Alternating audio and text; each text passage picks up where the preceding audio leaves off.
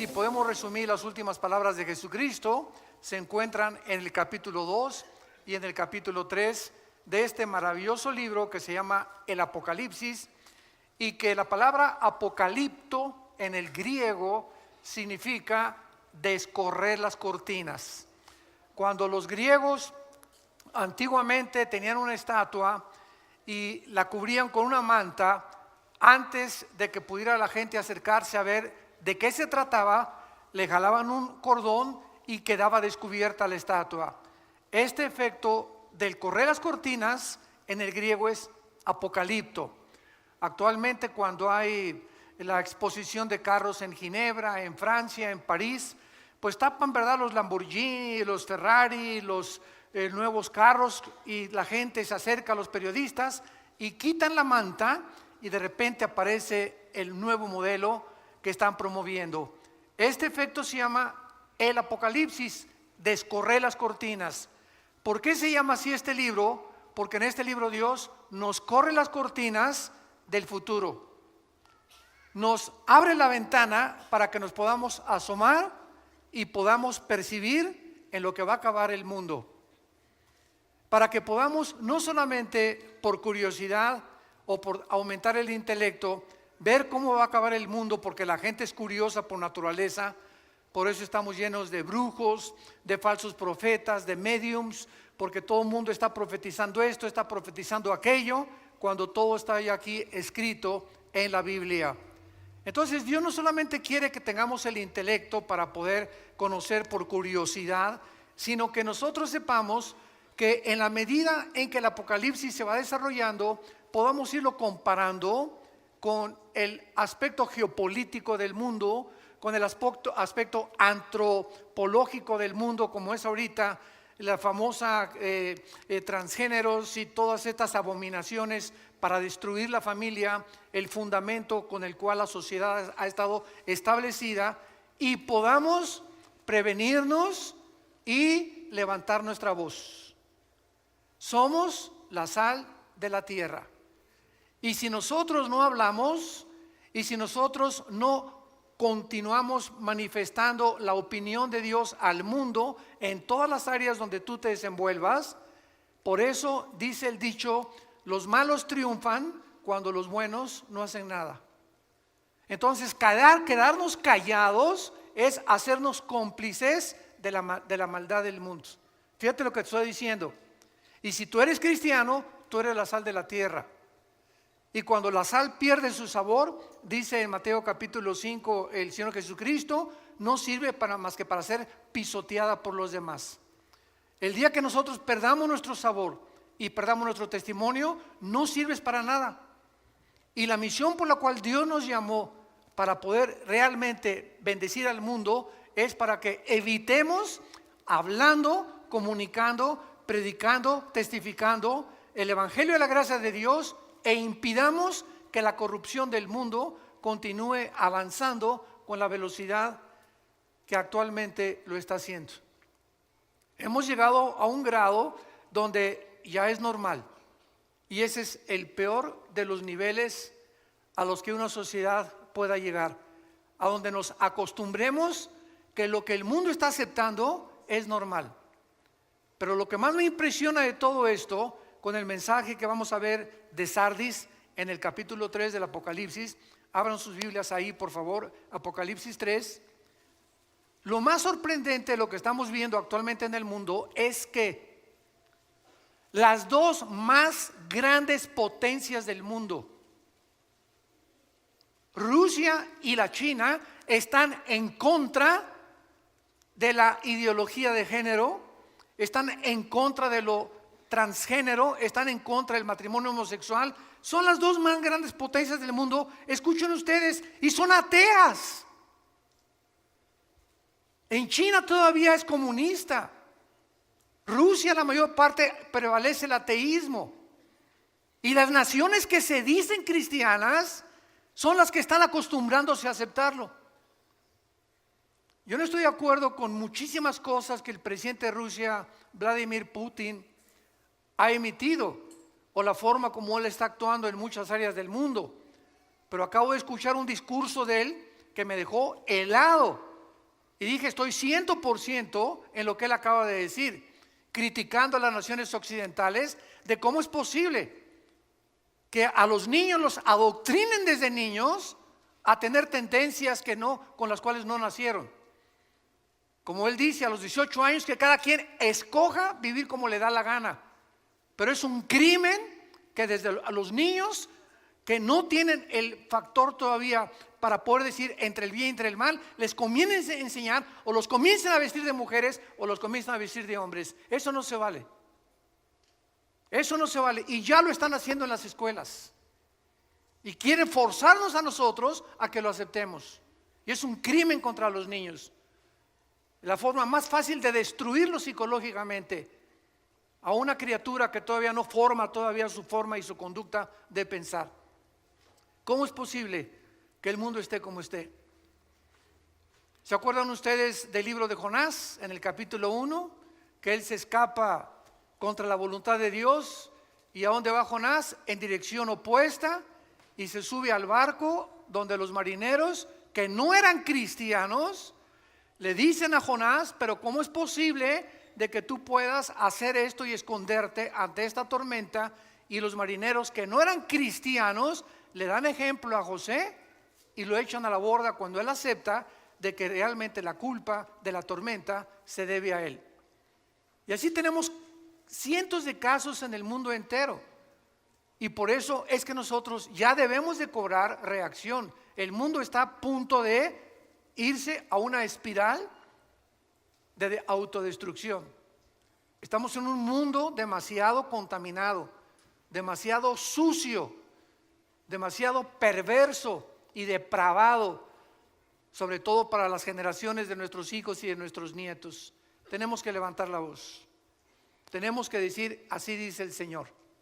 Aquí está la palabra eterna, los cielos y la tierra pasarán, pero mis palabras, dijo Jesucristo, no pasarán. En este mensaje a la iglesia de Sardis, capítulo 3 del Apocalipsis, versículo del 1 al 6, es una iglesia, o fue una iglesia Sardis, que desde luego representa también a muchas iglesias que han subsecuentemente seguido las mismas características o han mantenido las mismas normas que esta iglesia. Esta es la razón por la cual se nos da este ejemplo de estas 7 iglesias. ¿Saben ustedes que las vastas distancias del espacio interestelar son inimaginablemente intensas? Las estrellas más cercanas a nosotros tienen trillones de kilómetros de distancia, y estas distancias han forzado a los astrónomos y a los astrofísicos a poder sacar una unidad apropiada para medirlo, que se llama el año luz. Un año luz equivale a lo que la luz viaja a 300,000 kilómetros por segundo. Cuando Alberto Einstein sacó su famosa teoría E igual a mc al cuadrado, la energía es igual a la masa por la velocidad de la luz al cuadrado, se determinó desde hace más de, estamos hablando ya casi un siglo, que no hay nada en el mundo más rápido que la luz. No hay nada. Hace algunos años hubo un físico que dijo que había unos neutrones que viajaban más, etcétera, etcétera, pero descubrieron después que había un error y que estas pequeñas partículas subatómicas no eran más rápido que la luz. Y esto es increíble porque el Sol se encuentra a 150 millones de distancia de la Tierra. O sea que la luz del Sol hacia nosotros viaja en 8 minutos 20 segundos. Es lo que tarda la luz del Sol llegar a la Tierra. 8 minutos 20 segundos. En los 150 millones de kilómetros que tiene. Ahora, las estrellas que están, imagínense, a miles de kilómetros, de trillones de kilómetros más lejos del Sol, y que vemos en la noche como puntitos luminosos, muchas ya no existen. ¿Por qué? Porque desaparecieron hace millones de kilómetros, millones de años, perdón. Pero ¿por qué seguimos viendo su luz? porque explotaron, pero la luz continúa llegando y viajando en el espacio. Yo quiero usar este fenómeno de la física para poder compararlo con la situación de muchas iglesias que hace muchos años brillaron, tuvieron luz, fueron luminosas y ahora solamente desaparecieron estas iglesias y viven de la luz del pasado. Viven de sus victorias pasadas. Cristianos que hace 10 o 15 o 5 años tuvieron una muy buena vida y ahora ya completamente están apagados. Iglesias apagadas que tienen el nombre, que viven, pero están muertas.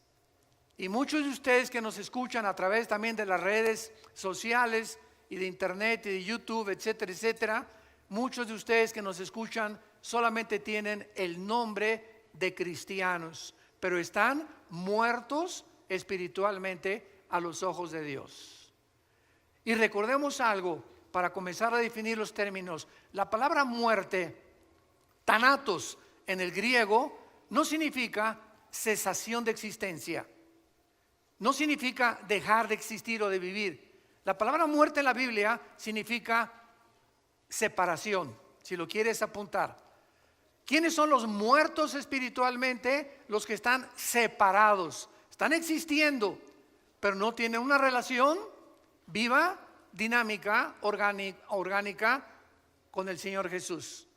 ¿Quién es un muerto físicamente? Una entidad que ha dejado, que se ha separado, su cuerpo está en la tumba, pero su alma y su espíritu se han separado de su cuerpo. Es lo que la muerte física no es cesar de existir, y se han ido o al cielo o han bajado al infierno a esperar el juicio final.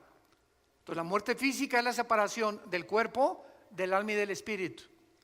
La muerte espiritual es la separación del espíritu, del alma y del cuerpo. Y la muerte eterna es la separación del espíritu, del alma y del cuerpo eternamente de la presencia de Dios. Siguen existiendo, pero están separados eternamente de Dios. Esta ilustración nos resume, repito, la situación de muchas iglesias que aún continúan brillando con la luz reflejada de un pasado brillante. Y vemos nosotros de qué forma el mundo va a acabar, dónde va a terminar. Hace algunos días tuve una reunión con varios pastores centroamericanos y me estaban preguntando que cuál era la opinión de nosotros acerca del futuro de la iglesia. Y les dije, bueno, he escuchado desde hace algunos años que han por ahí predicado Argentina para Cristo, Paraguay para Cristo, México para Cristo, España para Cristo. Y les dije yo, ¿de dónde sacaron estas tonterías? Porque en la Biblia no existe nada absolutamente de que una nación entera se vaya a convertir. Esto va a suceder hasta Apocalipsis 22 en el tiempo del milenio. Entonces la Biblia no profetiza ni tampoco nos exhibe que antes que venga Cristo la situación del cristianismo va a mejorar.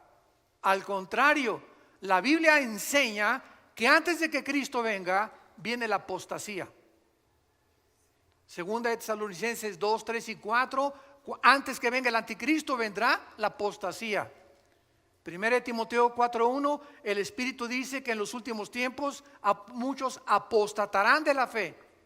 Mateo 24:12, el Señor Jesucristo hablando, por haberse multiplicado la maldad, el amor de muchos se va a enfriar.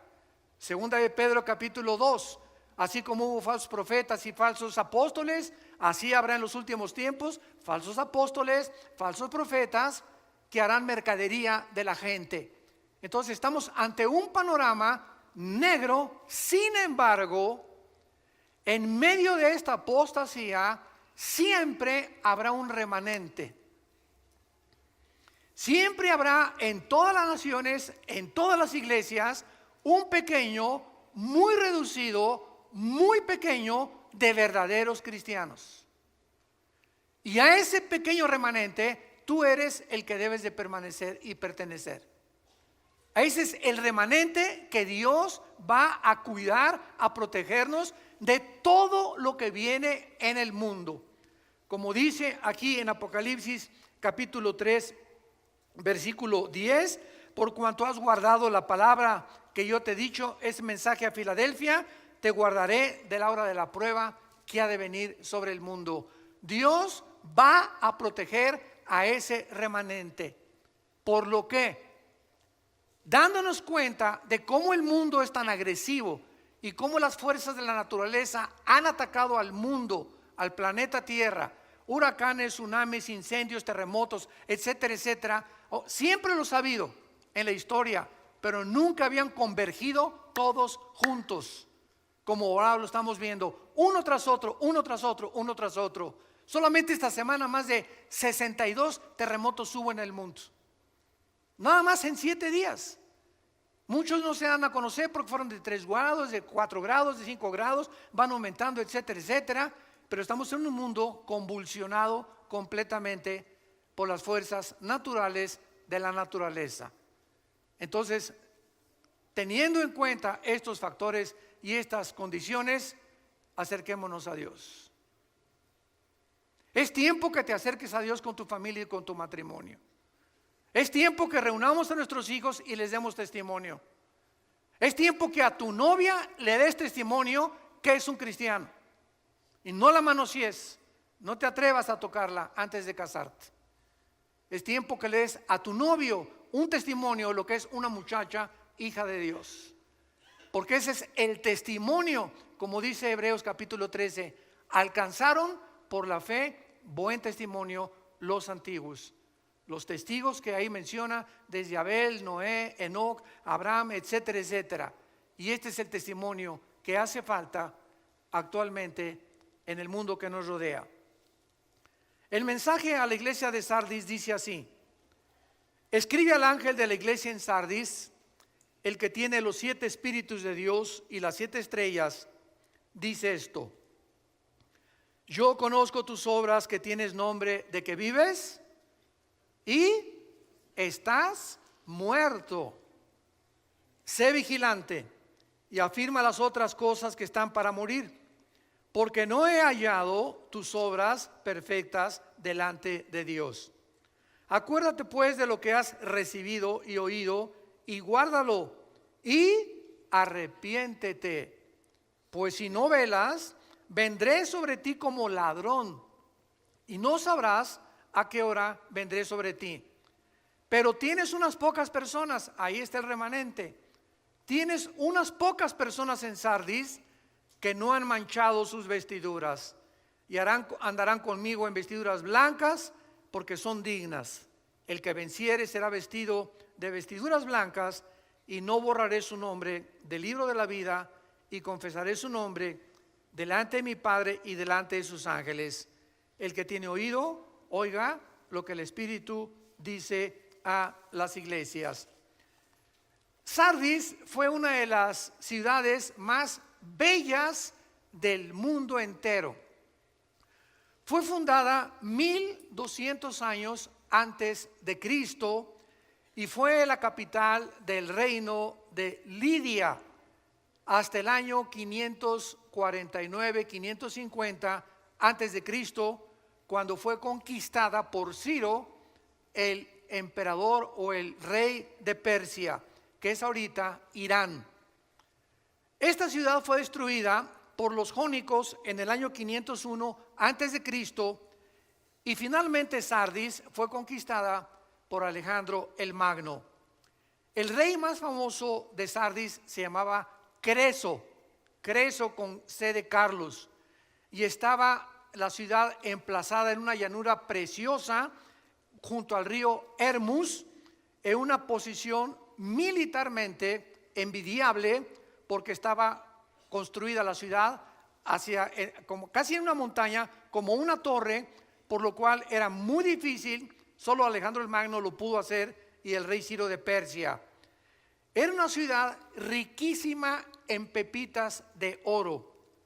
Ahí, dicen los historiadores, comenzaron a encontrarse las primeras pepitas de oro. Cuando Alejandro el Magno conquista a Sardis, esta ciudad se rinde completamente a Alejandro el Magno, y absorben la cultura helénica, que es la cultura de los griegos, y que posteriormente los romanos también la absorbieron, y entonces el mundo comenzó, el europeo y el Asia Menor, a hablar el griego. Vean ustedes de qué forma Dios preparó todo esto para que el Nuevo Testamento que tenemos nosotros haya sido escrito ¿en qué idioma original?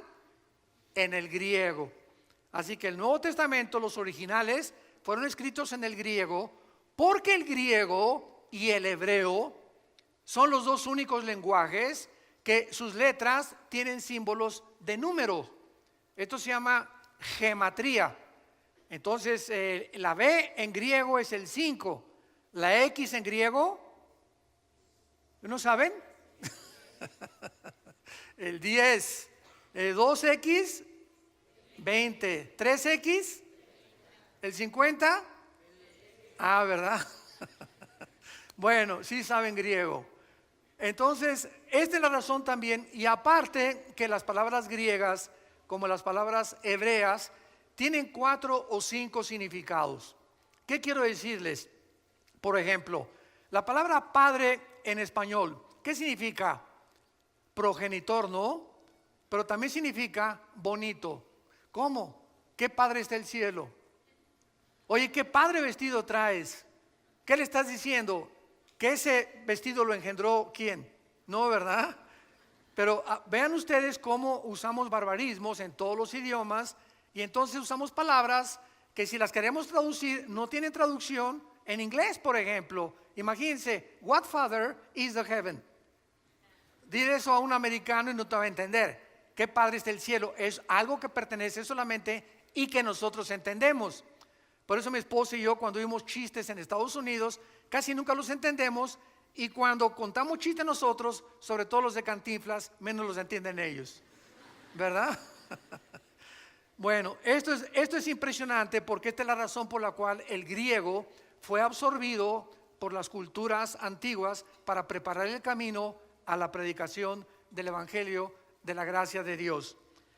El emperador romano Tiberio, ya cuando Roma conquistó a Grecia, reconstruyó esta ciudad de su tesoro personal de 10 millones de sestercios.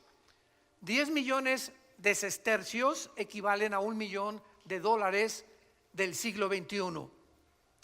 Los mejores gladiadores de Roma salieron de Sardis, y la mayor parte de los gladiadores se degeneraron por todo el ambiente que había en la ciudad y en el Imperio Romano, y entonces, ¿verdad? Y el libertinaje que existía, y pues fue una de las cosas que terminaron también con estos guerreros de esos tiempos.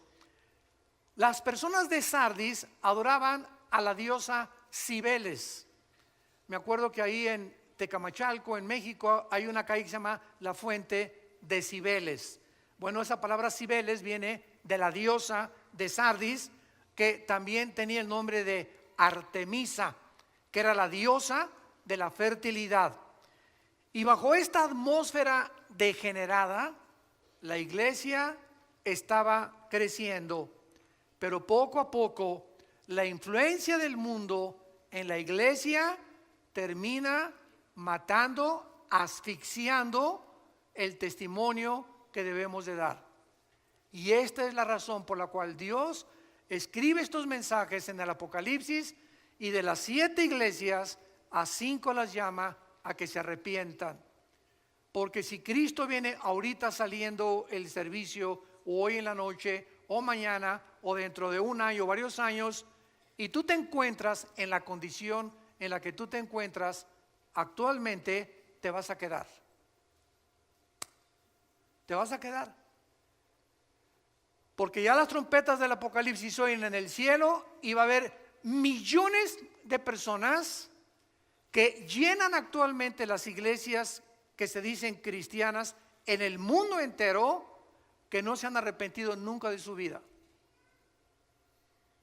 Las iglesias están llenas de cabritos, mazacuatas, coralillos, cascabeles y chivos y cabritos. Y la cantidad de ovejas en las iglesias es reducidísima. Entonces, esta es la razón por la cual tanta gente, oye, ¿por qué no vas a la iglesia? Ay, porque son una bola de hipócritas. Y conociste a estas personas, es que conociste a la cizaña, a las mazacuatas y a los coralillos. Te andabas juntando con los chivos. Nunca buscaste las verdaderas ovejas, los verdaderos jóvenes consagrados, las verdaderas muchachas consagradas, los verdaderos matrimonios que quieren servir a Dios y que están luchando por sobrevivir en el mundo que nos rodea. Entonces, cuando ponemos los ojos en los hombres, se nos olvida que Jesús en Mateo 13, en su parábola famosa de la semilla y de la cizaña y el trigo, nos lo advirtió, que está sembrada en todas las iglesias cizaña. Están personas infiltradas, sin que lo sepan ellas, movidas por poderes espirituales enemigos de Dios, para hacer tropezar a las ovejas, para hacer mala influencia a matrimonios, para que de alguna forma comience el leudamiento de la iglesia. Como en la parábola de cuando se introducen las 3 medidas de harina o de levadura en el pan, y dice Cristo hasta que todo es leudado. Y ahí simboliza a una mujer como la persona que se leuda todo, porque es el símbolo de la iglesia apóstata, la gran ramera de Apocalipsis 17. ¿Quién es la gran ramera de Apocalipsis 17? El conjunto de todas estas iglesias que tenían nombre, que vivían y estaban muertas. Es las iglesias que se vendieron, que cedieron a la presión del mundo y no mantuvieron sus convicciones hasta el final. Veamos rápidamente el análisis de esta iglesia que hace Jesucristo. Número 1, el capítulo 3, versículo 1, el mensaje a la iglesia de Sardis, y dice Jesús que Él tiene los 7 espíritus de Dios. El libro del Apocalipsis es un libro casi en su mayor parte de símbolos, porque cuando estudiamos la Biblia, todos nosotros los que estudiamos teología, y tú que eres un estudioso más consciente de la Biblia se interpreta o se puede interpretar de 3 maneras. Se puede interpretar literalmente cuando así nos lo permite la Biblia. Cuando, por ejemplo, dice la Biblia, y María conoció a José, estaban desposados, todo eso es literal. No nos da la Biblia una puerta para que podamos interpretarla de número 2 figurativamente. Y la Biblia se puede interpretar también proféticamente. Entonces, la interpretación en el Apocalipsis es simbólica, ¿verdad? La mayor parte son metáforas o símbolos. Y cuando dice los 7 espíritus de Dios, el 7 se repite en el Apocalipsis casi 40, 50 veces. Los 7 ángeles, las 7 estrellas, los 7 espíritus. ¿Por qué? Porque en el simbolismo de la Biblia, los números tienen un símbolo o tienen un significado. El 1, la unidad. El 2, el testimonio. Siempre se mandaban a predicar de 2 en 2. El 3, la Trinidad. El 5 es el número de la gracia. El 6 es el número del ser humano. Por eso el anticristo es 6, 6, 6, que es el ser humano elevado a la Trinidad, el ser humano elevado a Dios. El 7 es el número perfecto, es el número completo. Por eso hay 7 días. Nunca se han preguntado, pregúntale a tu maestro ateo, ¿quién inventó la semana de 7 días? Pregúntaselo a cualquier ateo o a cualquier científico. ¿Cómo es posible que se haya definido que el ser humano necesita 6 días de trabajo y todos necesitamos pararnos, detenernos cada 6 días y descansar? De cada 7 días, un día tenemos que descansar. Llámese el lunes, si tú trabajas el domingo en un hotel, pues tu lunes. Pero si no nos detenemos a descansar el día de descanso, y no tiene que ser el sábado o el domingo para los que la mayor parte tenemos la bendición de no trabajar, pero si no nos detenemos un día a la semana, comenzamos a desgastarnos mental, psicológica y físicamente. El cuerpo humano necesita descanso. Y el día de descanso, olvídate de tus cálculos, de tu trabajo, de tu carpintería, de tu taller, de tu bufete de abogados, de tu consultorio médico. Olvídate de todo. Vete el partido. Bueno, ya hasta ahorita Real Madrid, Barcelona. Va ganando Barcelona 1-0. Pues hay que descansarnos de todo, ¿verdad? Si puedes ir en la tarde al fútbol, ¿verdad? Descansar al parque con tus hijos, con tus nietos, irte el día a un buen restaurante a comer o taquitos ahí en tu casa. Pero tratemos de el cerebro, las neuronas, librarnos de la presión de los pensamientos, porque así nos diseñó Dios. 6 días y 1 tenemos que descansar. Muy bien, en Isaías 11, versículo 1 y 2. Veamos qué son los 7 espíritus de Dios, porque no son 7 espíritus, son las 7 manifestaciones que el Espíritu Santo tiene, y que la única persona que ha tenido estas 7 manifestaciones del Espíritu ha sido Jesucristo, el Hijo de Dios. Saldrá una vara del tronco de Isaí, y un vástago retoñará de sus raíces. Está hablando proféticamente 700 años antes de que Cristo naciera, el profeta Isaías. Y escuchen lo que dice: y reposará sobre él, o sea, sobre Jesús, número 1, el Espíritu de Jehová, espíritu de sabiduría, inteligencia, consejo, poder, conocimiento y temor de Jehová. Esta es la plenitud del Espíritu Santo. Dichosos aquellos que tienen por lo menos sabiduría, inteligencia, consejo, poder, o que tengas 3 o 4 de estas manifestaciones del Espíritu Santo. Ahora regresamos a Apocalipsis y podemos entender por qué Jesucristo dice el que tiene los 7 espíritus de Dios. O sea, Jesús poseía la plenitud del Espíritu Santo. Y este Cristo santo, glorificado, majestuoso, es el que está enviando un mensaje a un pequeño grupo de cristianos, un remanente en la iglesia de Sardis. ¿Cuál es la acusación? Yo conozco tus obras, que tienes nombre de que vives y estás muerto. Esta iglesia tenía una falsa reputación espiritual. ¿Cuántas personas se dicen a sí mismo cristianas? Volvemos a repetir, pero su verdadera condición, tal vez ante la iglesia tienes cara de San Crisóstomo, tienes la cara de la Rosa de Castilla, de Santa Rita de Casia. No, la hermana tiene cara de monja, una cara dulce, transparente. El hermano tiene cara que no rompe un plato, pero en su casa tiene otra cara, y en su trabajo tiene otra cara. En la psicología se le conoce como los desórdenes múltiples de la personalidad, que no eres de una sola pieza. Y esto es lo que Dios insiste en nuestras vidas. Tenemos que ser de una sola pieza. Así como eres aquí, lo eres aquí en el estacionamiento, y lo eres en tu casa, y lo eres en tu trabajo, y lo eres en el cine, y lo eres a donde quiera que vayas. Eres tú. Y no tienes que ocultarte detrás de máscaras. ¿Por qué? Porque eres de una sola pieza. Y está demostrado esto psiquiátricamente, que una persona que tiene 2 o 3 personalidades es una persona que se está desintegrando en su carácter.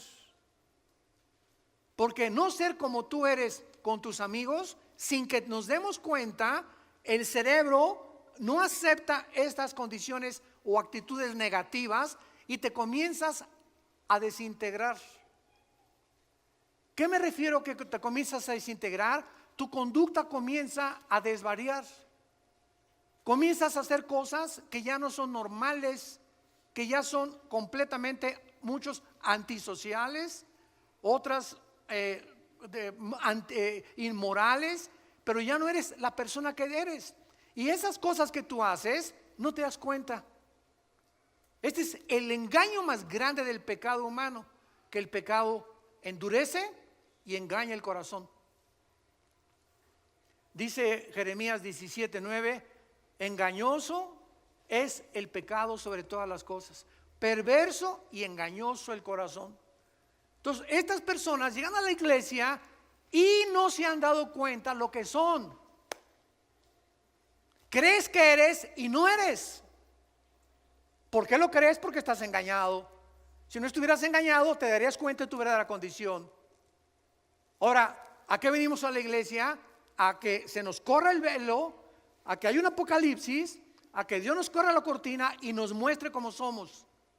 Porque es el mensaje de la palabra de Dios. La palabra de Dios es como una espada de dos filos que penetra y parte el alma y el espíritu y discierne las intenciones y los pensamientos del corazón. Nada más que la exposición a la Biblia nos puede mostrar nuestra verdadera condición delante de Dios. Tus amigos te van a decir una cosa: no, tú te pareces a Sansón. No, que Rambo ni que Rambo, tú eres el papucho de papuchos de Metepec. No, hermana, tú estás bien, ¿verdad? Por aquí, por allá. Todos estamos rodeados de gente que nunca podrán asomarse a nuestro corazón más que Dios. Dichosos los que escuchan y leen las palabras de esta profecía, porque el tiempo está cerca. Déjale a Dios exhibirte, que nos corra realmente las cortinas, que te veas como es, porque Dios nos toca la llaga. Y cuando tú oyes que eso te llega a ti y que te pones el sombrero o el saco porque a ti te está quedando lo que estás escuchando, dichoso seas si hoy te arrepientes. Dichoso seas, bendito seas, que le digas: Padre, yo no quiero ser así, gracias por mostrarme esa cara que estaba engañado que yo tenía, ya no quiero ser así, entiendo que solo tú me puedes cambiar, perdóname, lávame con tu sangre preciosa, Jesús, entra a mi vida como mi Salvador, te necesito, Señor. Dichoso seas si por esa puerta esta mañana tú sales con estas condiciones en tu corazón. Vemos nosotros que esta muerte espiritual está conectada siempre con el pecado. ¿Cuáles son las señales de peligro de una iglesia que se está muriendo? Porque ahorita vemos cantidad de iglesias, repito, por afuera, ¿no? Y lámparas persas y candelabros chinos de Francia. Y parecería pues que es una iglesia próspera, porque ahorita se mide la iglesia por la cantidad de gentes o por la calidad que existe en la construcción, de que es una iglesia próspera. Ese es el termómetro del siglo XXI, pero los pensamientos de Dios no son nuestros pensamientos. Y no estamos en este momento en contra de que hay iglesias grandes.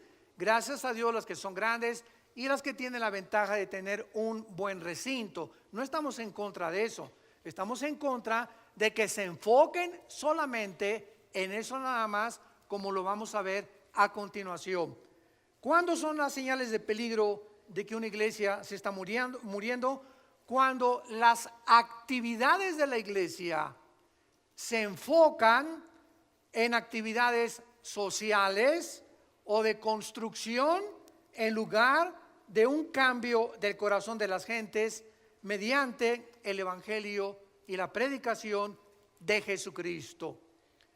Cada vez que nosotros tenemos oportunidad de platicar con pastores, y tengo muchos amigos pastores, gracias a Dios, y somos un cuerpo todos, siempre a muchos de ellos les pregunto: ¿cuántos estudios bíblicos tiene tu iglesia?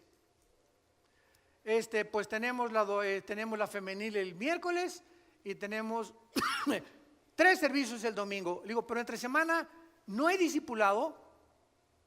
¿Quiénes son tus hombres? Le pregunto yo a mis hermanos pastores, ¿quiénes son tus hombres que tienes a tu alrededor? Tus Timoteos.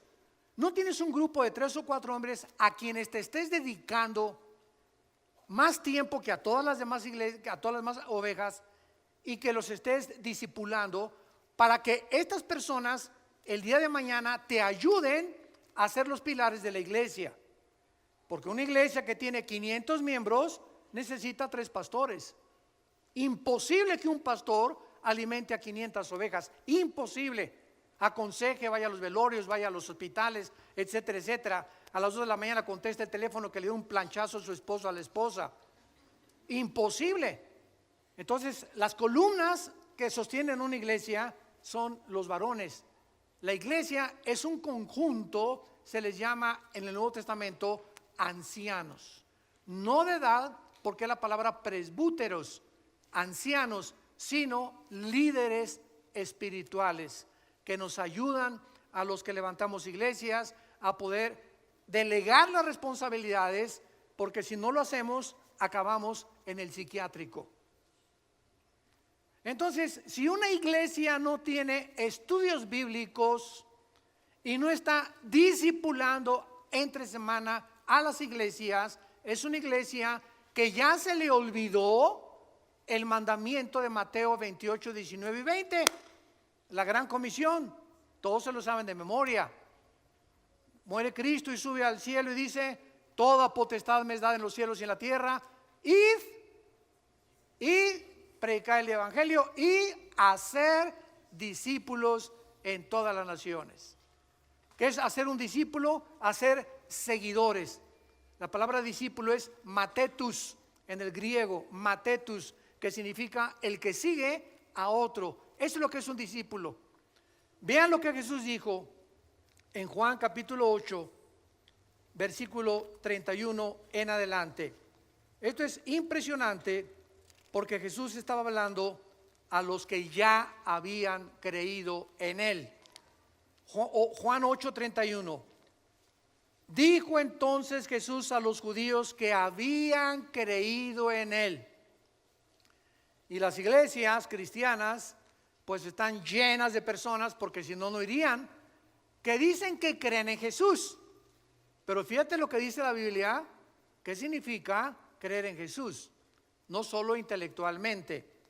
Jesús les dijo: si ustedes permanecen en mi palabra, serán verdaderamente, ¿qué cosa? O sea, si ustedes continúan también todos los días tus devocionales en tu casa, estudios bíblicos en la iglesia, etcétera, etcétera, entonces te conviertes de cristiano a discípulo. Y no todos los cristianos son discípulos. Solo los discípulos son cristianos. Y conocerán la verdad, y la verdad os hará libres. ¿Por qué hay tantos cristianos que se dicen cristianos, que vienen a las iglesias y todavía celebraré Halloween? ¿Pondré árbol de Navidad en diciembre?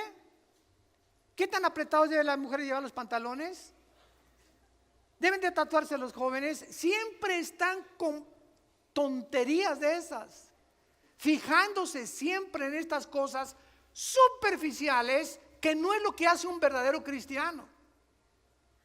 Pero son esta clase de gente que están en todas las iglesias. No nos asustemos si tú oyes que en la nuestra también hay ese tipo de personas. Las hay, porque así es la iglesia, una mezcla de cizaña con trigo, y no salen de eso. En otras palabras, igual que los fariseos, siempre están buscando agradar a Dios por sus obras, por cómo se visten, por cómo se pintan, por lo que hacen. Si ponen árbol de Navidad, yo no puse árbol de Navidad, pon una palomita de arriba, Miguel. ¿Se imaginan ustedes en Navidad el Señor, a ver el arcángel Miguel, vayan a ver quién no puso árbol de Navidad, le ponen paloma? Los que pusieron árbol de Navidad, aunque estén contentos y llenos de la gracia y del Espíritu Santo, ponles una tacha, porque a mí no me gustan las esferas. Por el amor de Dios, ya entendamos lo que es el cristianismo. Es algo interno del corazón. Romanos 14, el reino de Dios no consiste en bebida, comida, lo que hagamos, sino en gozo y paz en el Espíritu Santo. No le preguntes, ¿tiene los tatuajes? Pregúntale si tiene gozo y paz en su corazón. Y por el amor de Dios, un gordo no se atreva a criticar a alguien que está tatuado. Yo se los he dicho. ¿Por qué, hermano? Porque tú no eres un templo del Espíritu Santo, eres una catedral del Espíritu Santo. Tú le estás haciendo más daño a tu cuerpo que alguien que se puso un dibujo ahí en el brazo o en la panza o en el ombligo. Así que la Biblia dice que somos templo del Espíritu Santo, que es nuestro cuerpo, cuidámoslo. Entonces no nos atrevamos, es lo que les digo, apuntar un dedo así, porque hay 3 que nos apuntan a nosotros. Cada vez que tú haces así, hay 3 apuntándonos a nosotros. Cuidemos la forma en la que nosotros vivimos ya. Tenemos que madurar. Regresamos a Apocalipsis. Y ojalá que sigan aprendiendo hoy cosas más intensas del Espíritu de Dios. Tienes nombre de que vives y estás muerto. Vemos pues nosotros que hay una fe que puede ser imitada.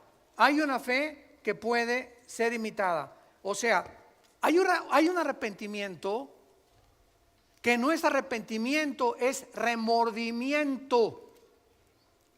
Y veamos nosotros en 2 Corintios capítulo 7 la diferencia entre el remordimiento y el arrepentimiento. 2 Corintios 7, versículo 10. Porque la tristeza que es según Dios, o sea, cuando realmente nuestra tristeza es el fruto de que Dios está trabajando en nuestro corazón, produce arrepentimiento para salvación, de que no hay que arrepentirse, pero la tristeza del mundo produce muerte. En otras palabras, llega una muchacha y una persona, hermano, pues caímos en la fornicación o hice este pecado y el otro, hay una tristeza tremenda en mi corazón. Hay que fijarnos que esa tristeza no sea porque voy a tener que recoger la cosecha y ahora quién me va a poder recoger con mi niño, voy a quedar embarazada que soy madre soltera. Esa tristeza no es de Dios, esa tristeza es porque estás teniendo miedo de lo que la gente diga y de las consecuencias que vas a tener. Pero cuando nuestra tristeza es, Señor, te he ofendido, no me importa lo que la gente diga, quiero tu perdón. En ese momento sabemos que somos perdonados, 1 Juan 1:8, porque la sangre de Cristo nos limpia de todo pecado, y de ahí en adelante ya no vivo con vergüenza porque no tengo que arrepentirme. Ya me arrepentí y lo creo porque la sangre de Cristo tiene poder. ¿Me siguieron con cuidado? Esa es la diferencia. Judas se arrepintió. A ver, aquí tenemos a 2 hombres, a Pedro y a Judas. Los 2 cometieron alta traición. Los 2 negaron a Cristo. Los 2 desobedecieron a Cristo. Sin embargo, la Biblia dice que hay una diferencia entre Pedro y entre Judas cuando los 2 eran culpables de alta traición. Pero cuando Pedro cometió el pecado de negar a Jesucristo, lloró amargamente porque sabía que Jesús era el Hijo de Dios y sabía que lo había traicionado. Pero no se quitó la vida como se la quitó Judas. Judas agarró las 30 monedas de plata y las aventó a los sacerdotes y fue y se ahorcó. Y dice la Biblia que se rompieron las cuerdas, cayó sobre piedras y se le salieron todos los intestinos a Judas. Así murió Judas. Si él hubiera creído que Jesús era el Hijo de Dios, no se hubiera matado. No se hubiera quitado la vida.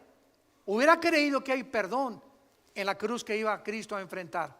Pero él no creyó nunca en Cristo. Él nunca fue salvo. Jesús mismo dijo en Juan que era un diablo desde que Dios lo llamó. Y formaba parte del plan de Dios para demostrarnos que siempre, siempre, siempre habrá gente cerca de ti y cerca de nosotros, diablos. Y muchas veces tarda tiempo en descubrir quiénes son nuestros verdaderos amigos. Los que verdaderamente en tiempo de la prueba están con nosotros o están contigo. Es el mundo que vivimos. No todo es angelitos, no todo es Disneylandia, no todo es Reino Ventura. Estamos en un mundo donde hay lobos rapaces junto a ti, atrás de mí, a tu derecha y a tu izquierda. Es un mundo muy feo el que vivimos, y si estamos bajo el amparo del Señor, Él nos cuidará, nos fortalecerá, nos librará del lazo del cazador, de la peste destructora, y mandará sus ángeles a que nos rodeen. ¿Por qué? Porque en Él hemos puesto nuestra confianza. El Salmo 91. Hay una fe que no es real, hay una creencia que no es real. En Hechos capítulo 8, Simón el mago creyó. ¿Se acuerdan ustedes? Pero en realidad él quería el don del Espíritu Santo, oigan esto, para hacer negocio. ¿Cuántos pastores que me escuchan a través de las redes sociales están entrando al ministerio porque fracasaron como ingenieros, como arquitectos, por lo que quiera, y están buscando un modus vivendi y se meten de pastores para hacer dinero? Cosa que te equivocas, gana nada más de mecánico que de pastor. Va a tardar muchos años para que Dios pueda levantar tu iglesia, muchos años. Pero todos ya quieren así, a la marucha, una iglesia a la marucha. Ya a los 2, 3 años tengo una iglesia, 500 miembros, etcétera, etcétera, y ya, ¿sabes una cosa? Es un camino muy largo que recorrer, pero muy largo. Nosotros los 3 años cuando Dios me llamó al ministerio, estuve 3 años viviendo con indígenas entre Guerrero y Oaxaca, de misionero, durmiendo en el suelo, tapándome en pisos de adobe con periódicos, y mi cojín era un ladrillo envuelto con 3 o 4 periódicos del Excelsior de aquel tiempo, y del Esto, y de la revista Alarma, que también se vendía en aquel tiempo. 3 años, y después 4 o 5 años de muchísimos padecimientos y una pobreza impresionante. Así que no es de la noche a la mañana cuando Dios nos bendice. Dios bendice la perseverancia. Y pasan muchos años para que tu corazón sea probado, que tú realmente eres un hombre y una mujer de Dios. Y en las pruebas lo vas a manifestar. Hay una santidad que no es real. Joás, el rey de Judá, se recubrió con un manto de santidad irreprochable, ¿verdad? Y Judas, ¿quién más que Judas? ¿Quién se iba a imaginar en la última cena cuando Jesús dice, uno de ustedes me va a traicionar? Nadie de los discípulos ni por acá les pasó que iba a ser Judas el traidor. Estaba tan perfectamente bien disfrazado y camuflajeado que nadie lo pudo saber, pero el Señor conoce los corazones. Hay un amor también que no es real, que solo consiste en emociones. Vivimos tiempos difíciles y hay una humildad también que es falsa. Es una humildad que muchas veces detrás de una capa de modestia y de sencillez se esconde un corazón terriblemente orgulloso. ¿Cómo lo descubres? Muy fácil, cuando te vas a estacionar. Tenemos gente aquí que se llaman de seguridad con su gafete. Por favor, no estacione ahí. ¿Qué no sabes quién soy? Yo no soy de la prole, yo soy Pirruris. Por el amor de Dios, ya bájale 5 rayitas. Claro que sí, mi comandante, usted, aunque no sea policía, lo obedezco porque trabaja para la iglesia, usted sabe lo que está haciendo y obedecemos. En estos pequeños detalles nos damos cuenta cuánto hay dentro de nosotros de orgullo y de falta de humildad. Y no queremos que nadie nos diga nada. ¿Por qué? Tú no sabes quién soy, yo me estaciono donde yo quiero. ¿Te das cuenta? Eso es lo que demuestra el corazón. En los pequeños instantes que Dios te mandó a esa persona para probar tu corazón, ya saliste reprobado. Padre, te damos gracias en el nombre de Jesucristo por tu palabra. Continuaremos, Padre, examinando este mensaje, esta iglesia, donde las condiciones eran deplorables, así como lo es la vida de muchos que se dicen que te siguen y que son cristianos y realmente están muertos, aunque ellos crean que están vivos. Gracias porque la exposición a tus palabras nos desnuda, nos corre completamente las cortinas viciosas que tenemos en el corazón, que nos impiden ver cómo somos ante ti. Recordamos las palabras de David en el Salmo 19. ¿Quién reconocerá sus propios errores? ¿Quién? Oh Dios, le decía David a Dios, muéstrame mis errores escondidos, mis pecados ocultos que yo no puedo ver. Arrepiéntete con todo tu corazón y dile: Jesús, te pido perdón por mis pecados. Creo que en esa cruz pagaste por ellos con tu sangre. y te pido que entres a mi vida, porque creo que a los 3 días te levantaste de los muertos y puedes vivir en mi corazón como mi Señor y mi Salvador. En tu nombre santo, amén. En este momento recibir a internet, estamos en vivo ya en este momento y bendecimos a todos ustedes que nos escuchan a través de las redes sociales, de YouTube, de live stream, y estamos precisamente estudiando el libro de Daniel en el capítulo 11. Y antes de entrar en materia, solamente quiero hacer algún comentario acerca de lo que está pasando con el famoso Brexit. O sea, Bre es en inglés Bretaña, exit, salida. Entonces, desde algún tiempo atrás, hace como 2 meses o 3 meses, principalmente, comenzó el pueblo a tratar de, ahora sí que ir en contra del gobierno de David Cameron, que era el primer ministro porque ya renunció, para tratar de independizarse de la Unión Europea. Y pues hicieron un referéndum y ganaron 52%. Entonces hace 2 días la Inglaterra, conocida como el Reino Unido porque une a Irlanda, a Gales, etcétera, etcétera, se salió de la Unión Europea. Y ha estado en estas últimas 48 horas principalmente un debate en los principales medios de comunicación. ¿Cuáles son las consecuencias principales económicas? Porque es en lo que se enfoca todo el mundo. ¿Cómo estará el dólar? Si va a bajar el dólar, si el peso va a bajar, etcétera, etcétera.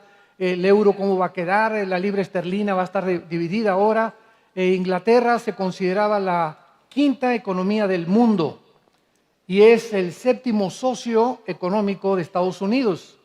Entonces, Inglaterra tenía contratos de importaciones y de exportaciones con las demás naciones de la Unión Europea. Todo esto es porque vamos a entrar aquí en Daniel 11 y entra muy bien toda esta explicación. Entonces, todos estos contratos que tenía con la Unión Europea, con las naciones que todavía están en la Unión Europea, van a tener que ser renegociados.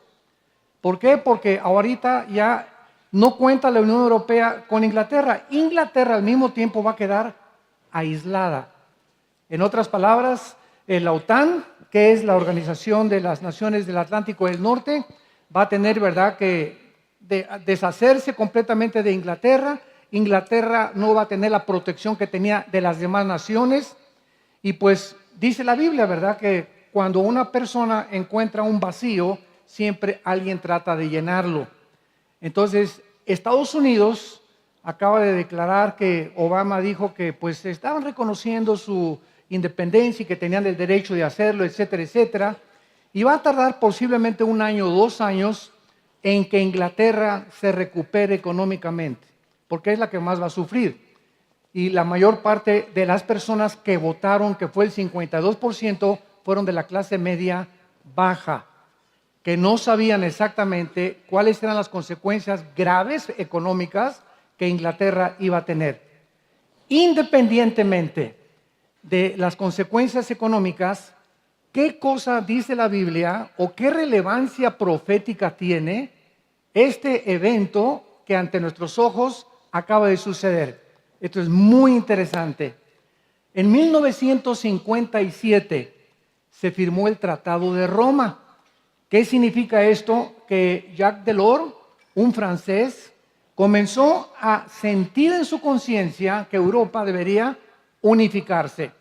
Entonces, en 1957 se firma el Tratado de Roma y comienzan 2 o 3 naciones a juntarse hasta llegar a las 28 naciones que eran hace 3 días.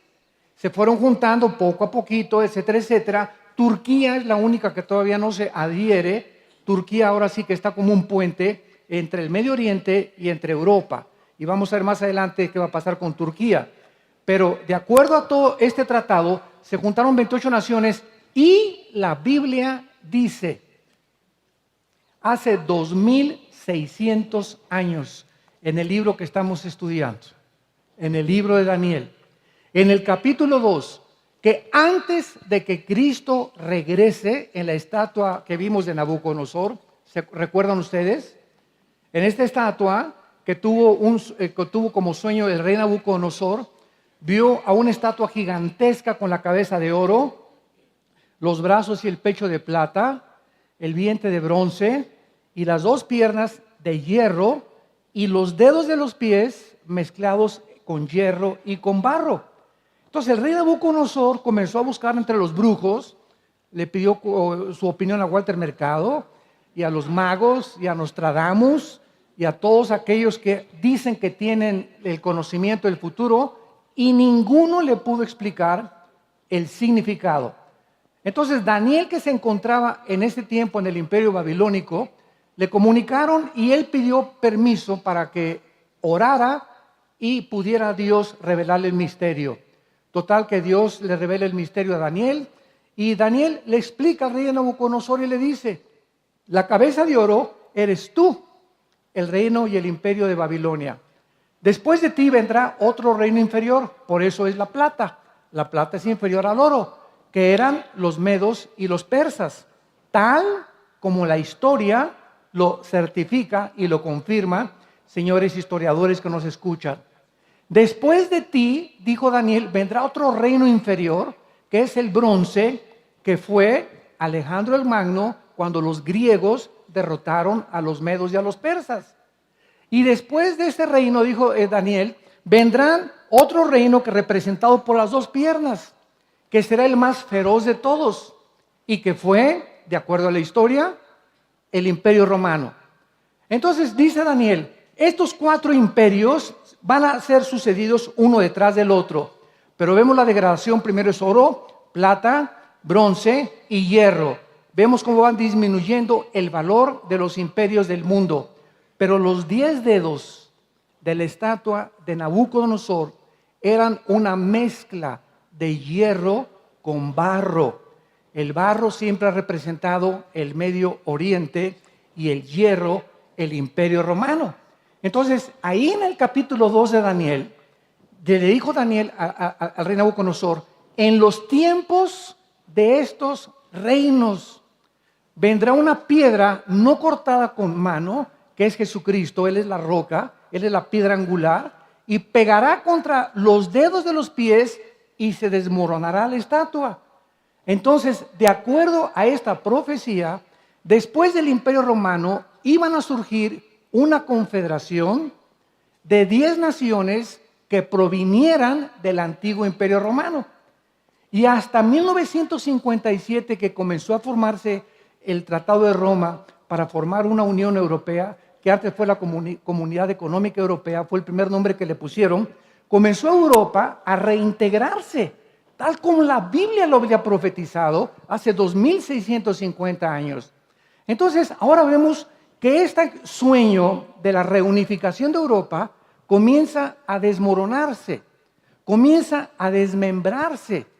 ¿Por qué? Porque al salir Inglaterra, Francia, Holanda y Grecia ya quieren hacer referéndums también para salirse de la Unión Europea. Y si el anticristo va a apoderarse de 5 naciones de Europa y 5 naciones del Medio Oriente, que es la confederación política que la Biblia profetizó que se formaría antes de que Cristo venga, tendrían forzosamente que salirse de la Unión Europea para formar la confederación con el anticristo. Porque mientras pertenecieran a la Unión Europea, tenía que sujetarse a las leyes de la Unión Europea, que es lo que Inglaterra no ha querido. Jamás cambió la libra esterlina, no quiere someterse tampoco a las leyes del comercio que la Unión Europea les impone, ni al presidente que cada 2 años en la Unión Europea lo tiene que cambiar. Entonces, de esta forma vemos nosotros que estas naciones que comienzan a desmembrarse, aunque Inglaterra, es interesante, Inglaterra no perteneció al Imperio Romano porque los romanos llegaron hasta el río Rin nada más. Ya no cruzaron más adelante y ni conquistaron más los demás el Reino Unido. Esto es interesantísimo también. Así que si ahorita en la situación de Europa, con la caída de España, Portugal, Grecia e Italia económicamente, nada más síganme con mucho cuidado, caen económicamente España, Portugal, Italia y Grecia. Inglaterra se separa. ¿Quiénes quedan? Alemania, que es el más poderoso país ahorita en Europa. Francia, que más o menos ocupa el segundo lugar. Y Holanda, pues casi no figura. Rumanía y todas las demás naciones adheridas ahí alrededor tampoco figuran con poder militar, ni mucho menos. Y le viene todo el paquete a Alemania, donde 1 millón de refugiados quieren entrar a Alemania. Angela Merkel, que su padre fue pastor, declara en la revista Time que ella, como cristiana, porque ella reconoce a Angela Merkel, la primer ministra de Alemania, que es cristiana, que Dios tenía que darles oportunidad a los refugiados. El pueblo de Alemania no quieren que entren refugiados porque están violando a las mujeres y robando y haciendo muchas cosas. Y eso hace que Angela Merkel no pueda seguir siendo sostenida. Entonces, como Europa depende el 60% del gas de Rusia, Rusia, de acuerdo a Ezequiel 38 y a Ezequiel capítulo 39, va a brincar sobre Europa y va a tratar de controlar con la ayuda de China y de Irán. Y entonces va a tratar de invadir Israel para controlar el Medio Oriente, no los musulmanes, sino Rusia con algunas naciones musulmanas. Y entonces es cuando se arma lo que se conoce la Tercera Guerra Mundial. Pero antes de esta Tercera Guerra Mundial, va a ser el tema de la próxima conferencia en septiembre. Los invitamos a que nos acompañen al World Trade Center, de eso voy a hablar. Si es qué tan cerca estamos de la Tercera Guerra Mundial. Antes de esta guerra va a haber 2 guerras primero, la del Salmo 83 y otras guerras donde Siria va a tener que ser derrocada y donde va a tener que Rusia quitarle el apoyo a Siria, igual que Irán, que sostiene a Hezbollah, el grupo terrorista más fuerte después de ISIS. Así que ante todo este panorama que nos está rodeando en el mundo, todos se enfocan, ¿verdad? La economía, y qué va a pasar, y el dólar, etcétera, etcétera. Pero no pueden ver la trascendencia profética que se encuentra en lo que está sucediendo más que nosotros los cristianos. ¿No le das gracias a Dios por esto?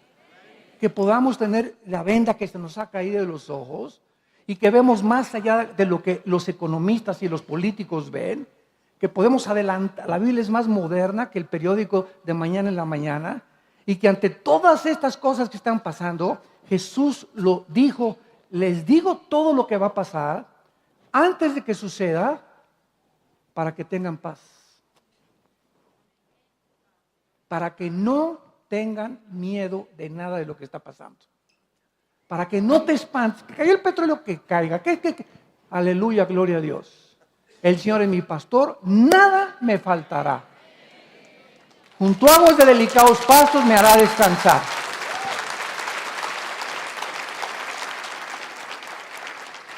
¿A quiénes son? A los que no les va a faltar. ¿Quiénes son los que serán pastoreados junto a aguas de reposo? Solo los que confían y esperan en Él. Isaías 40. Ayer terminamos la conferencia con este versículo, ¿verdad? Porque los que esperan en Jehová tendrán nuevas fuerzas. Mientras tú no estés así, la palabra esperar, ahí en el hebreo, es pegar con goma. Los que están así con Dios en la mañana, todos los días, ¡tum!, te levantas y antes nada, te pegas a la Biblia. Y venía la palabra de Dios, hincarnos, buscar al Señor, orar, memorizar la Biblia. Fuera espíritu de temor de mí, fuera espíritu de condenación, de culpa. Soy hijo de Dios, soy hija de Dios, mis mejores años están por delante, tú eres mi pastor, etcétera, etcétera. Y comienzas, antes de que salgas al trabajo y al periférico, a despejar las tinieblas que nos esperan a todos al levantarnos. Ahí al levantarnos está el chamuco enfrente de ti esperando que abra los ojos. ¿Con qué actitud vas a enfrentar el día? Y si pasa un día y una semana con la misma actitud, soy Gutierritas, un fracasado, nunca voy a hacer nada, nunca voy adelante, y la autolástima, y nadie me quiere, etcétera, etcétera. Así seguirás como Don Teofilito, y así seguirá tu vida, y vendrá el desánimo, la angustia, la desesperación, y los hospitales psiquiátricos están llenos de personas, y los cementerios de suicidas, de personas desesperadas, que no vieron ninguna ventana abierta, ninguna esperanza por la cual vivir y por la cual luchar, y prefirieron salir de este mundo, sin darse cuenta que al mundo que van a entrar vas a salir donde Guatemala, Guatepeor. Va a ser peor donde tú vas si tú te quitas la vida. Así que todo esto es para que nosotros entendamos que ya está el anticristo vivo. El anticristo ya está vivo. Tiene que estar vivo porque esta es la oportunidad de él, en la que él puede brincar y con una sabiduría, como lo vamos a ver, diabólica, va a tratar de solucionar el problema que no tiene solución aparentemente ahorita en Europa, porque, por ejemplo, por cada europeo que nace ahorita, nacen 8 musulmanes. ¿Saben qué significa esto? Que los europeos ya no quieren tener hijos y que en 10 años Europa es un continente musulmán. En 10 años es un continente musulmán. Y cuando venga Cristo, las naciones que en la Biblia aparecen que van a luchar contra Cristo son naciones musulmanas. No está México al pan de las tunas, ni Guatemala, ni Estados Unidos, ni Ecuador, ni Argentina, ni Brasil, etcétera, etcétera. Son las naciones musulmanas del norte de África y del Medio Oriente, las que la Biblia registra que aparecen en el escenario final antes de la venida de nuestro Señor Jesucristo. Y nosotros en esa segunda venida ya venimos con Él. Porque antes, adiós mundo cruel, ya nunca te veré. Nos vamos en el arrebatamiento de la iglesia. Y si está cerca el arrebatamiento, es ahora, en estos tiempos que vivimos.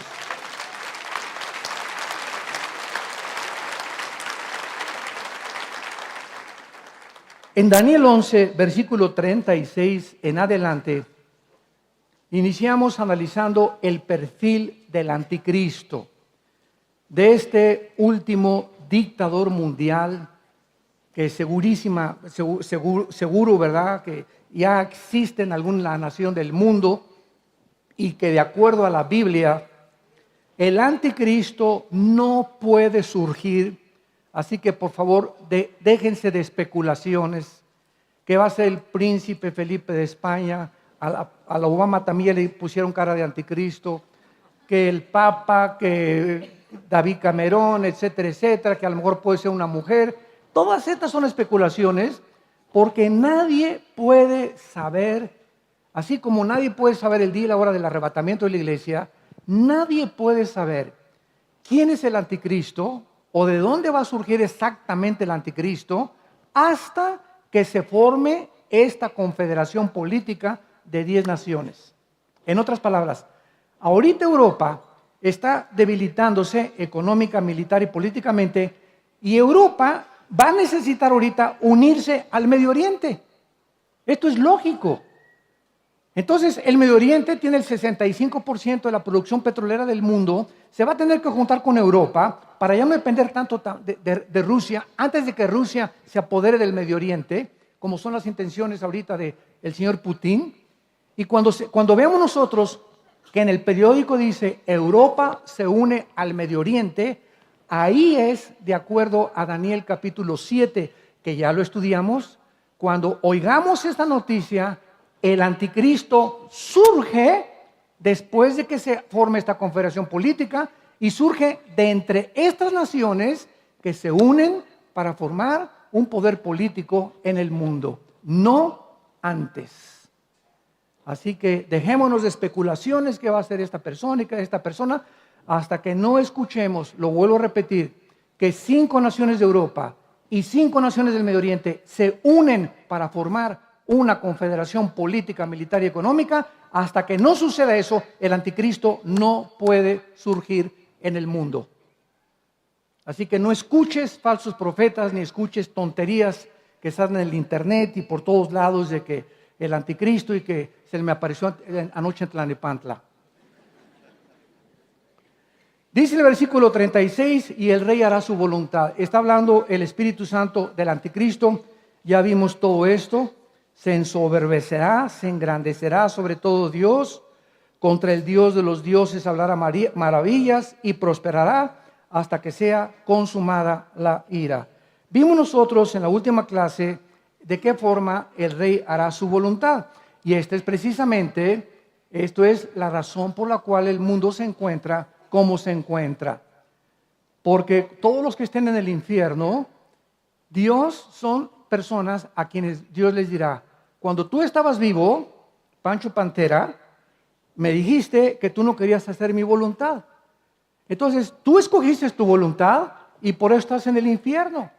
Hágase tu voluntad, te dirá Dios. Y exactamente fue tu voluntad. Yo no tuve que meterme, yo no te mandé ahí. Yo mandé a mi hijo a morir por ti en una cruz. Tú decidiste rechazar mi voluntad, no someterte a mis leyes morales absolutas, ni a mi código moral de conducta. Quisiste tú hacer tu propio código de conducta y de moral. Y yo, como te creé con la libre albedrío y con la característica más importante con la que he formado a los seres humanos, a diferencia de los animales, tú has determinado vivir eternamente en el lugar que tú escogiste. En la vida no te gustaban los cristianos, me perseguiste, hablaste de mí, te voy a dar gusto, vive la eternidad con los que tú querías juntarte, con la bola de chamucos que te van a acompañar. Tan sencillo como es, no nos compliquemos la vida. Entonces, en este mundo podemos decir, Padre nuestro que estás en los cielos, hágase tu voluntad o mi voluntad. No hay más que de dos. No hay más que de dos. O te sometes y haz tu voluntad, como la Virgen María lo hizo, que es uno de los ejemplos más grandes de mujeres en la Biblia. Se le aparece el ángel a María. Miriam es su nombre realmente en el griego. Y le dice, ¿vas a ser mamá? ¿Cómo que voy a ser mamá? Si ni a Cancún nos hemos ido José y yo, ni a la luna de miel. Estamos comprometidos aparte. ¿Cómo que voy a ser mamá?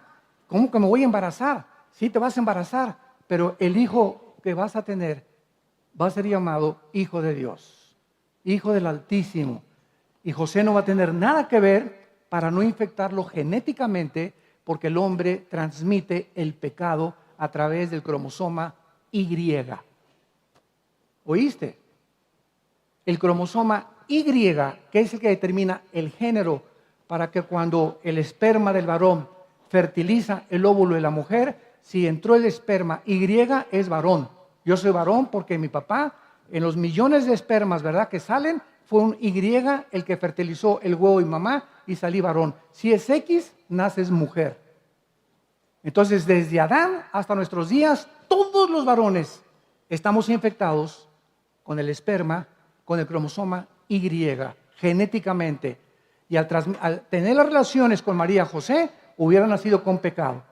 Entonces María sabía el precio que iba a pagar y le dijo a Dios, haz con tu sierva según tu voluntad.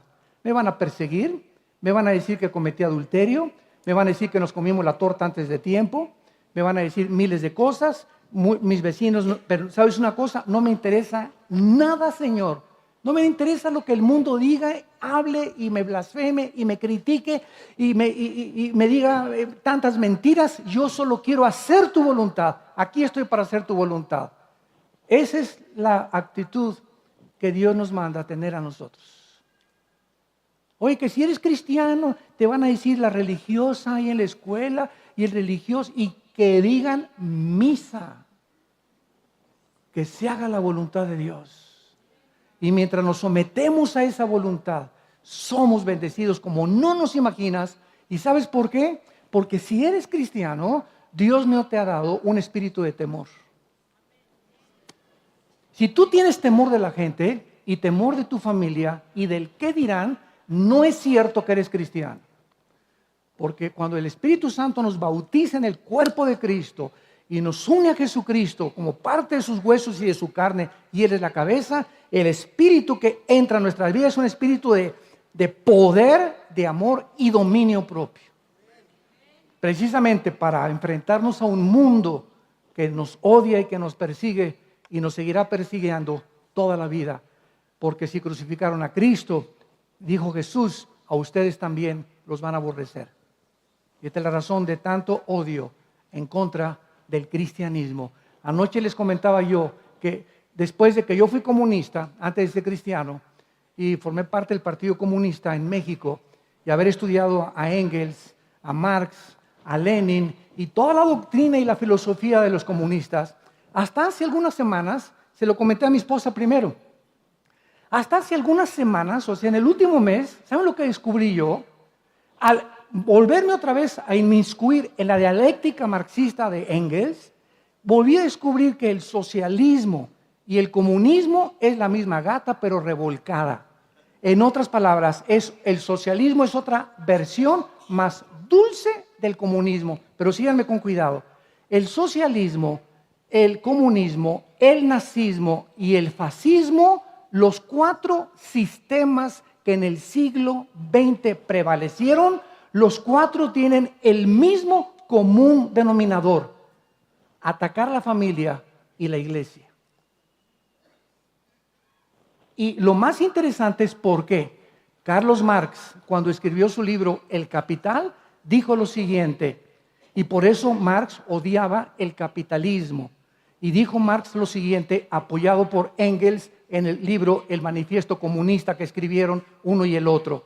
Y dice así: si nosotros permitimos que el capitalismo prevalezca, entonces la lealtad de los ciudadanos será a su familia y a la iglesia. Y en el sistema de nosotros, llámese comunismo, socialismo, fascismo, nazismo, es el Estado el que debe prevalecer. O sea, estos sistemas de gobierno exigen que la lealtad sea primero al Estado y después a tu familia. Y el Estado comienza a controlar cines, medios de comunicación, las iglesias, y qué les vas a enseñar a tus hijos en la escuela. Ya nosotros no vamos a enseñarles a nuestros hijos. El Estado va a formar los libros de texto, como se están formando en México, donde le están enseñando a los niños en primaria. Ya se están imprimiendo en México estos libros de texto, donde a un niño le dice, tú puedes tener un papá, o 2 papás, o 2 mamás. Y te puedes venir a la escuela vestido de niña, y te sientes niña, síguete vistiendo de niña, porque sigue tus impulsos. Y ahora viene la identidad del género, donde en los baños ya pueden entrar. Hace 2 o 3 días me platicaba un pariente mío que entró al baño, su hijo como de 5 o 6 años, y encuentra a 2 hombres en el baño de mujeres besándose. El ataque a la familia. ¿Por qué? Porque es la institución más santa, más sagrada. Escúchame, y Engels y Marx y Lenin lo sabía, que la familia es el fundamento de la sociedad. Y si la familia es destruida, la sociedad se desmorona. Y el Estado entra a ocupar la propiedad privada, las empresas, los medios de comunicación, como lo estamos viendo en muchas naciones alrededor del mundo y en Sudamérica también. Pero la gente está ciega y creen a estos dictadores y se inclinan, ¿verdad? Le rinden culto a Baal y Jai César y Jai Hitler, cuando no se dan cuenta detrás el engaño que se encuentra y el veneno que está destinado y la serpiente a morder al pueblo para que se destruya la familia. Y ese es el propósito de Satanás, destruir nuestros matrimonios, que es el fundamento de la sociedad, destruir nuestros hijos, destruir nuestra familia con leyes inmorales, ajenas a la palabra de Dios. Tenemos que pelear la buena batalla de la fe hasta que Él venga. Tenemos que ser valientes. Tenemos que ser valientes. Vivimos un mundo que está completamente como nunca en tinieblas y nosotros tenemos la luz. Así, alumbre vuestra luz. No te escondas debajo de la mesa, ni en la escuela detrás, ni debajo. No, alumbre y sal y di la verdad. Habla la verdad. No tengas miedo. Dios está contigo. Nadie te pondrá una mano, porque hasta que Él venga, Él te sostendrá. Ayúdanos, Señor. En segundo lugar, dice aquí en el versículo que acabamos de leer, el rey hará su voluntad, y ya vimos lo que es hacer su voluntad, ¿verdad? Todas las personas, y este será el ícono, ¿verdad?, de la soberbia. Dice, se ensoberbecerá y se engrandecerá sobre todos. Sin embargo, es increíble que a pesar de que el anticristo va a tener este carácter donde va a ser el rey del yo-yo, o sea, todo va a girar a su alrededor, todo su ego va a ser como una torre de Babel, donde nada le interesa. Las personas que crecen bajo estas condiciones o estas características, sin que se den cuenta estas personas, una persona que comienza a desinteresarse por los demás, se comienza a deshumanizar. Sin que te des cuenta, comienzas a perder tus valores humanos.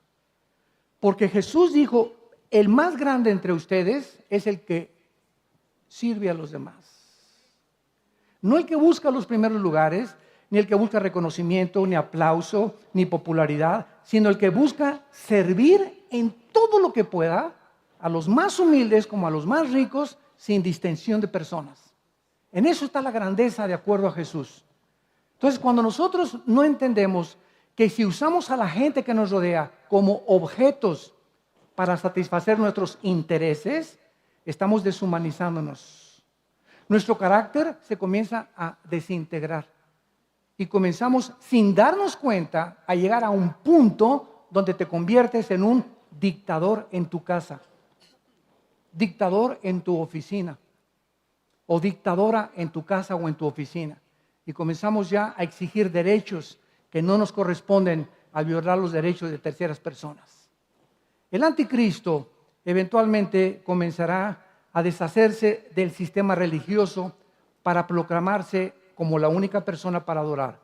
Para que la filosofía del anticristo triunfe, para que este último sistema de gobierno mundial pueda abrirse paso entre todos los sistemas que han experimentado: socialismo, comunismo, nazismo, fascismo, materialismo, evolucionismo, pluralismo y todos los ismos, es necesario que la familia sea destruida. Es necesario que la familia sea destruida. Y lo estamos viendo en el 2016. Donde ya se está redefiniendo qué es el matrimonio. Por primera vez en la historia. Siempre había habido sodomitas, ¿verdad? Y homosexuales, desde Sodoma y Gomorra. Pero nunca hasta el siglo XXI este tipo o este grupo de personas comienzan a demandar ante la ley derechos y llegar al colmo de exigir que les den niños en adopción. Que ya es la irracionalidad y la deshumanización y la depravación más grande a la que un ser humano pueda llegar. Esto es lo que se llama ensoberbecerse. Vean ustedes en Isaías capítulo 13, en el Antiguo Testamento.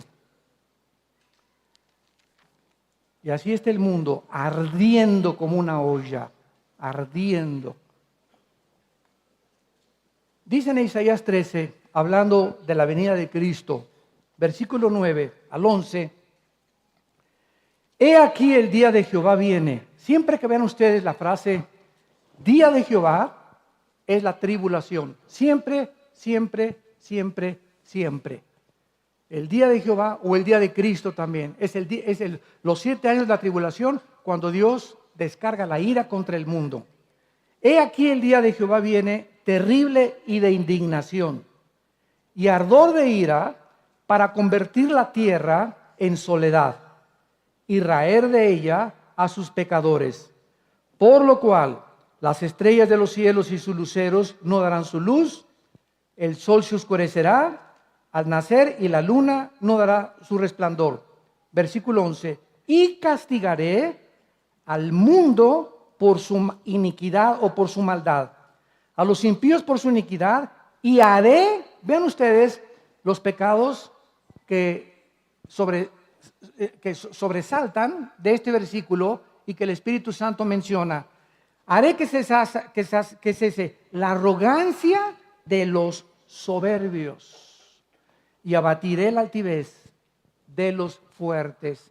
En otras palabras, mientras más nos vamos acercando, más y más y más y más cerca a la segunda venida de Jesucristo, el ser humano más se ensoberbecerá. ¿Y qué es la soberbia? Es el creerte Dios. Ya no es tanto con mirar a la gente así de arriba para abajo, ¿verdad? El orgullo. Ya la soberbia es todavía en el hebreo, es mucho más profundo que el orgullo, porque hay personas orgullosas, pero son personas tontas, ¿verdad? No saben ¿qué te crees? Papucho de papuchos de la familia Pompidou. Pero la soberbia es cuando tú dices, Dios, no quiero tus leyes, yo tengo la capacidad, escuchen esto, yo soy presidente de una nación, soy dictador de una nación, soy jefe de una empresa y yo considero que yo tengo las respuestas a los problemas del mundo, de mi país. Yo como padre de familia no te necesito. Yo considero que yo tengo los problemas para la drogadicción de mis hijos, para que mi esposa me ame, para que mi esposo me ame. Yo puedo abrirme paso sin ti. Esa es la soberbia. Para que lo puedas ir entendiendo. Cuando sacas de la ecuación a Dios y el momento que tú le dices a Dios, no te necesito, en ese momento te coronas como Dios. Por eso el ateísmo es una filosofía insostenible filosóficamente. Porque cuando un ateo dice yo no creo en Dios, oye, es que no necesitas creer en un Dios, eres tú un Dios. Tú te has convertido sin darte cuenta en un Dios. Al no someterte al Creador del universo y a las leyes morales que Él dejó establecidas en su palabra. Vayamos en el Nuevo Testamento a 2 de Timoteo, capítulo 3. Y veamos aquí que el apóstol Pablo menciona en 2 de Timoteo capítulo 3, versículo 1 y 2, principalmente, las condiciones a las cuales él se adelantó 2000 años, que es la época que vivimos. Y dice así, también debes saber esto, que en los, ¿cuándo? Postreros días, la palabra escatos en el griego es los últimos días. Debes saber esto, o sea, tenemos que entender esto, que en los días que estamos viviendo vendrán tiempos peligrosos. Vamos a detenernos aquí. La palabra peligrosos es muy interesante porque es la palabra griega chalepos, con CH, chalepos.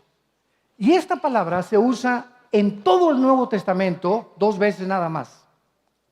La primera se usa en Lucas con el endemoniado gadareno. Y aquí se usa y se traduce peligroso. Con el endemoniado gadareno, chalepo se tradujo feroz. Y aquí se tradujo peligroso. O sea, vendrán tiempos feroces. ¿De qué habla esto? De una característica que prevalece en los animales. Principalmente los animales depredadores. El león es feroz. El borreguito no es feroz. Ni tu conejo es feroz. Ni los perros son feroces. Feroces los tigres, los leones, los pumas, etcétera, etcétera. Entonces, al usar esta palabra, Pablo nos está mostrando que la humanidad iba a comenzar a acercarse a un punto por haberse multiplicado tanto la maldad, por tanta pornografía, en las revistas, en las telenovelas, en todos lados, una degradación impresionante. El hombre se iba a comenzar a deshumanizar, hasta que estamos aquí, los animales están aquí, nos diferenciamos de los animales porque somos espíritu, pero el ser humano, sin que se den cuenta, iba a comenzar a degradarse más y más y más. Y antes de que venga Cristo, el ser humano se iba a encontrar en el mismo nivel que iba a ser guiado solamente por instintos y no por su conciencia, porque mataron su conciencia y en ese momento el ser humano se volvería feroz igual que los depredadores, pero su ferocidad sería unos contra otros. Unos contra otros comenzaríamos a matarnos entre nosotros. El padre contra los hijos contra los padres, el hermano contra el hermano, la esposa contra el esposo contra la esposa. Qué triste que estos tiempos los estamos viviendo. Dice Mateo 24:12, por haberse multiplicado la maldad, el amor se enfriará. Y es lo que estamos viendo actualmente. Ahora vean ustedes la primera característica que menciona Pablo. Y dice así, porque habrá hombres amadores de sí mismos. Ahí está. La primera característica que resalta el Espíritu Santo es que el primer síntoma en el que te estás degradando, escúchame, en el que te estás deshumanizando sin que te des cuenta, en el que estás deteriorando tu carácter, el momento en que te estás convirtiendo casi como en un animal, estás dejando de actuar como un ser humano, es cuando comienzas a amarte a ti mismo demasiado. Te amas más que a tu esposa, más que a tus hijos, más que a todo. No te interesas más que tú, yo, el rey del yo-yo. Y siempre que hablo soy yo. Y ese es el síntoma más grande del inicio de la degradación del ser humano. Hombres amadores de sí mismos. El anticristo llenará todas estas características porque será la pieza maestra de Satanás. Y Satanás se encuentra detrás del orgullo, de la soberbia, del egoísmo, de centrarte en ti nada más. A tus trabajadores los ves como objetos de tu interés, a tu esposa como una sirvienta, como una esclava, a tus padres, ya no te acuerdas que te sostuvieron, que te dieron, tu mamá te dio la mamila, que te cambió los pañales, crecen y son desleales los hijos con los padres. Todo eso son pecados gravísimos, son síntomas de descomposición en tu vida y por eso te irá mal en tu vida. Porque el primer mandamiento, Efesios 6:1, es ama ya a tu padre y a tu madre, porque es el primer mandamiento con promesa. Y fíjate lo que dice el Espíritu Santo: los que aman a sus padres y son leales a sus padres, les va bien en la vida. No hay un hijo o una hija malagradecido con sus padres que le vaya bien. Lo dice Dios. Es que mi mamá fue prostituta, usted no sabe, hermano. A mi papá le decían el Chisporras de Tlalnepantla. Y vendía mota. Y vendía cocaína. Y me violó. ¿Sabes una cosa? Lo que tus padres hayan hecho, a ti no te interesa. Precisamente si tus padres fueron así, y tú, a pesar de la mamá que tuviste y del papá que tuviste, los amas, los desarmas y Dios te bendice. Rápidamente les voy a contar la historia que ya la he contado varias veces y que me impactó mi vida cuando yo comenzaba como misionero en la Sierra de Guerrero y de Oaxaca, en la Costa Chica y en la Costa Grande. Estuve 3 años con los indígenas allá, se los he contado. Así comenzó mi vida cristiana de misionero, con los indígenas, durmiendo en el suelo, tapándome con periódicos. Mi cojín era un ladrillo envuelto con periódicos, así yo dormía durante 3 años para llevar el evangelio a estos indígenas de todas estas comunidades de Guerrero y de Oaxaca. Y mi compañero, me reservo su nombre, ¿verdad? Era un misionero que venía de Estados Unidos y un día bajamos a Acapulco y me dice: acompáñame a ver a mi mamá. Le dije: claro que sí, vamos a ver a tu mamá. Y este hermano me lleva y entramos a la zona roja de Acapulco. Yo comencé a ver así: ¿dónde me trajiste, verdad? ¿Qué te pasa? Me dice: espérame tantito, ¿verdad? No es como tú lo estás viendo. Bueno, entonces yo lo acompañé porque lo admiraba mucho. Era un muchacho muy íntegro, con mucha santidad. Y entramos a un cabaret y encontramos a una señora así en la barra, completamente borracha.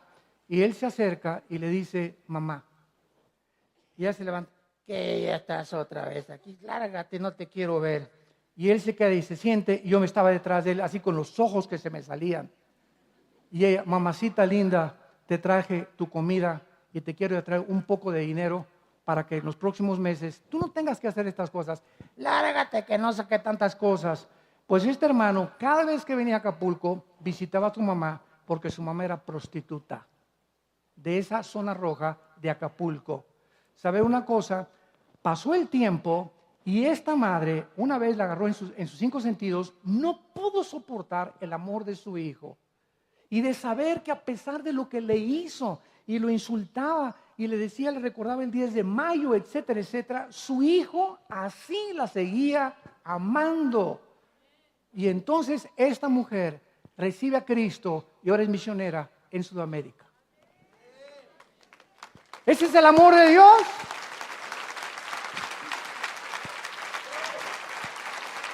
No juzgues a tus padres, no los juzgues. ¿Quién eres tú y yo para juzgarlos? No somos nadie. Ámalos y Dios te bendecirá. Y déjales el juicio a Dios. Nosotros no podemos juzgar ni condenar. Dios es el juez. Y regresamos a Isaías regresamos a Daniel y vemos finalmente este perfil del anticristo que estamos examinando con mucho detenimiento para comprender por qué este hombre prosperará y por qué llegará el mundo a lo que está llegando.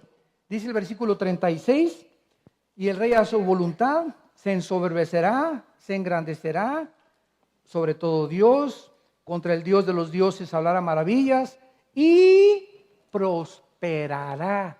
O sea, le irá bien en los proyectos que él inicie hasta que sea consumada, o sea, hasta que termine la tribulación o finalmente las copas que van a ser los últimos 7 juicios, porque lo determinado se cumplirá. Esto es muy interesante porque esto lo vemos en reyes como Acab y Jezabel. ¿Saben una cosa? Hay gente mala que le va bien en la vida. ¿Sabían eso? Eso lo trata el libro de Eclesiastés. Cuando el rey Salomón examinó eso, se dio cuenta que hay justos que padecen como si fueran injustos. Y hay malos que parece que les va bien porque son buenos, y no es cierto. Es lo que los amigos de Job le achacaban. Tú estás así y te perdiste a tus hijos y tienes esta enfermedad porque hay pecado en tu vida. No siempre es así. Tengamos cuidado de juzgar. Ahora que hubo esta matazón, ¿verdad? Esta masacre en Orlando, nos bombardearon con correos. ¿Qué pensaba yo? Si era un juicio de Dios contra este grupo de muchachos que murieron, o qué cosa era, cómo lo explicaba yo. Yo nunca me podré atrever a decir que fue un juicio de Dios. Solo Dios sabe. Solo Dios sabe. Porque mueren justos muchas veces y muchos malos, ¿verdad? Etcétera, etcétera. Pero tratar de decir, esto es un juicio de Dios cada vez que algo va. El terremoto que es un juicio de Dios, tengamos cuidado con eso. Solo Dios sabe cuando Él juzga. Y si es de Dios, Él tendrá sus razones. Pero nosotros no podemos estar juzgando a la gente ni decir, te pasó esto porque te fue un juicio de Dios. No lo sabemos. Y chocaste ahorita porque fue un juicio de Dios. A lo mejor no era por eso. A lo mejor porque Dios quería enseñarle una lección mucho más grande. José le fue vendido por sus hermanos y le fue como en feria por el juicio de Dios. Al contrario, al acabar Génesis 50, José dice, ustedes buscaron un mal contra mí, me vendieron, me metieron a la cárcel, me pasó todo lo que me pasó porque era el plan de Dios para levantarme como gobernador de Egipto. Lo que ustedes usaron contra mí, Dios lo volvió para el bien. Y dice aquí en lo que estamos viendo que hay personas que van a prosperar y el anticristo va a prosperar. Todo esto llegará a su fin cuando la ira de Dios termine. Dios ha decretado que los últimos días de la humanidad serán de tribulación. Y quiero terminar con esto. ¿Por qué Dios tiene que derramar estos juicios? Ahorita lo vamos a entender ya más. ¿Por qué Dios ahorita la naturaleza se está volviendo contra nosotros? Tsunamis como nunca los había habido. Claro que siempre ha habido terremotos, pero nunca, de acuerdo al Instituto Sismológico de Boulder, Colorado, desde 1976 han aumentado más del 50% los terremotos en el mundo. ¿Por qué ahora llueve donde no debe llover? ¿Por qué las estaciones del año, verano, primavera, otoño, por qué están tan cambiantes? Ahorita en Dallas está a 100 grados la temperatura Fahrenheit, 100 grados. Y hay lugares, ¿verdad?, donde está 34 centígrados. En Tabasco creo que subió hasta 34, 36 grados esta semana. Entonces, algo está pasando en el mundo y siempre es Dios. ¿Por qué permite estas cosas? Y vamos a ver en Isaías 24. ¿Por qué?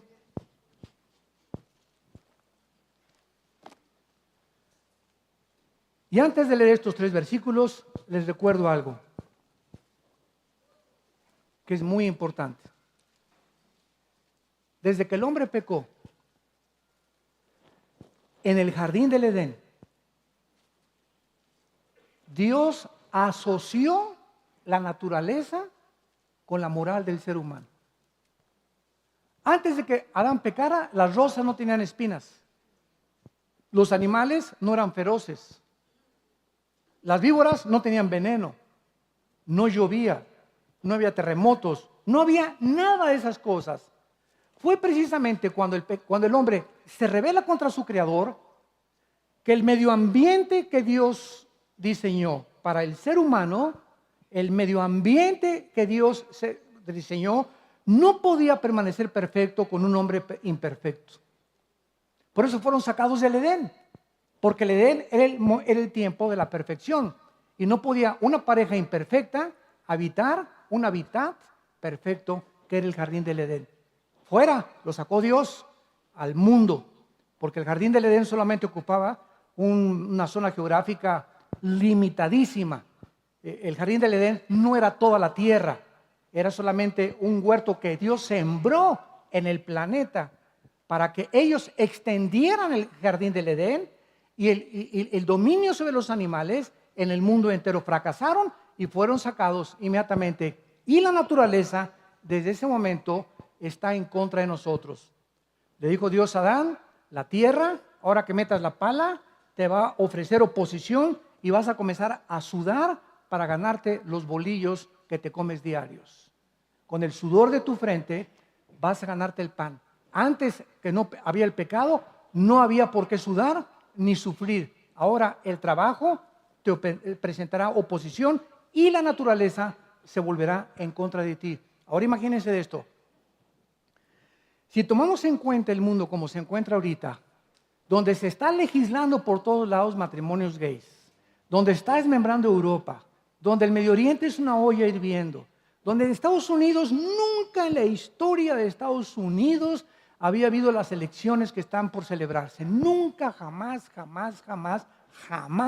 la gente, el pueblo norteamericano había estado tan desorientado en toda la historia con los candidatos que les ofrecen ahorita para votar por ellos. Sudamérica continúa, ¿verdad? Hace 5 días, se juntó el secretario de la OEA, de la Organización de los Estados Americanos, Almagro, con todos los presidentes de Sudamérica para tratar de resolver el problema de Venezuela y para poder resolver el hambre que hay en Venezuela. No se llegó a ningún lado, casi lo apedrearon, casi lo insultaron. Bueno, por todos lados vemos nosotros una desarmonía y una confusión política, económica, donde parece que ya el ser humano perdió completamente la brújula. Y esta es la razón por la cual la Biblia dice en Mateo 24, adelantándose hace 2700 años al siglo XXI, estas palabras, versículo 4 en adelante. Mateo 24, 4, se destruyó, cayó la tierra, enfermó, cayó el mundo, enfermaron los altos pueblos de la tierra y la tierra se contaminó bajo sus moradores. Nos detenemos aquí. Qué interesante, los políticos ahorita están luchando la ecología y el medio ambiente, vamos al smog y vamos a el doble no circula, esto y el otro, cuando somos nosotros, no los camiones. No los camiones, no es el mar. Nosotros hemos contaminado el mar, hemos contaminado el aire, hemos contaminado la comida. Nosotros somos los culpables de la contaminación que hay a nuestro alrededor. Ahorita el planeta Tierra está una pulmonía impresionante. Ahorita la Tierra ya nos quiere escupir, nos quiere sacar. La hemos contaminado nosotros y nos llamamos inteligentes. Y el siglo XX llegó a la luna y las computadoras y el internet y el chip y que dulce y que chocolate por aquí por allá. Y el mundo nunca se había encontrado en las condiciones en que nos encontramos ahorita. Qué increíble, ¿verdad? La soberbia humana, creyendo que podemos resolver los problemas. La tierra se contaminó bajo sus moradores y escuchen lo que dice: porque traspasaron las leyes. Número 1, Dios ha establecido leyes morales para vivir en ellas. Dios es el único legislador de la ley, no nosotros. Dios es el único que puede determinar qué es el bien y qué es el mal, no nosotros. Entonces, cuando transgredimos esas leyes morales establecidas por Dios en la Biblia, nos acarreamos las consecuencias. No nos lamentemos, pues. Número 2, quebrantaron el derecho, lo quebrantaron, el pacto sempiterno. Por esta causa, la maldición consumió la tierra. Hemos pasado la línea de lo natural a lo antinatural ya. Nos estamos comportando ya como los animales. deshumanizándonos, desintegrando nuestro carácter, diciendo para ti lo que es bueno, para mí es malo, mis derechos, yo tengo esos derechos, no me importa transgredir los terceros tuyos, pero respeta los míos. Ya no sabe quién, la Academia de Psiquiatría en Los Ángeles, ya no han podido definir quién está loco y quién no está loco. A ese grado, ya no pueden determinar quién es una persona con insanidad mental y quién es una persona que está coherentemente sano y en sus 5 sentidos. Los mismos psiquiatras. Porque se calcula que el 62% de los psiquiatras están más locos que un chivo. Ese es el mundo al que hemos llegado todos nosotros. Y en esta mañana Dios nos ofrece a todos nosotros venir a Él. Venir a la fuente del agua, a que bebas de esta agua que Dios te quiere dar y que es la única que va a saciar tu sed. Sigue probando de mujer en mujer, de filosofía en filosofía, de cine en cine, de riqueza en riqueza, de promesas acá, y que Miss México, y que popularidad, y que esto y que el otro, y la ambición por llegar hasta arriba y degradar a todos los demás y matar, no me importa, con llegar a la cúspide del Popocatépetl, hasta mi mamá me la llevo, no me importa más que yo, mis intereses y triunfar, etcétera, etcétera. Y cuando llegues allá arriba y te des cuenta que es como una burbuja que se va a deshacer, y que no hay nada después de que alcances lo que creías que te iba a saciar la sed, entonces tal vez sea demasiado tiempo para buscar a Dios. Venga a Dios hoy que Él te llama. Hoy es el día de tu salvación. Hoy Dios ha escogido que tú tomes la decisión de entregarle tu vida. Inclina tu cabeza. Señor, te damos gracias por tu palabra. Gracias por sonar la alarma a un mundo que ha comenzado a perder la brújula, que se está saliendo hacia los arrecifes. El mundo es como un barco sin capitán, donde todos dicen para allá, no, para acá, otros para el norte, otros para el sur. Esta confusión se debe a que no tienen una carta de navegación.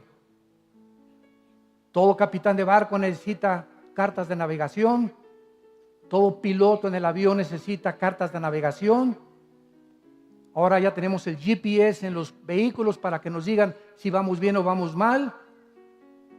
¿Y qué de la vida moral? ¿Quién nos va a decir qué es lo que estamos haciendo? ¿Es bueno o es malo? Solo nuestro Creador, el Creador del universo, el que nos hizo a su imagen y semejanza, el que te dice en esta mañana, en una cruz, hace 2000 años, pagué todo lo que has hecho y tus pecados con la vida de mi Hijo Jesucristo.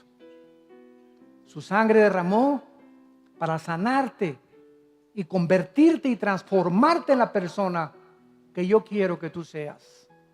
Arrepiéntete en esta mañana de tus pecados, acepta a Jesucristo en tu corazón y dile: Señor, perdona mi vida, entra a mi corazón como mi Dios y mi Salvador, te pido perdón por mis pecados, creo que a los 3 días resucitaste de entre los muertos y que vienes muy pronto a juzgar el mundo.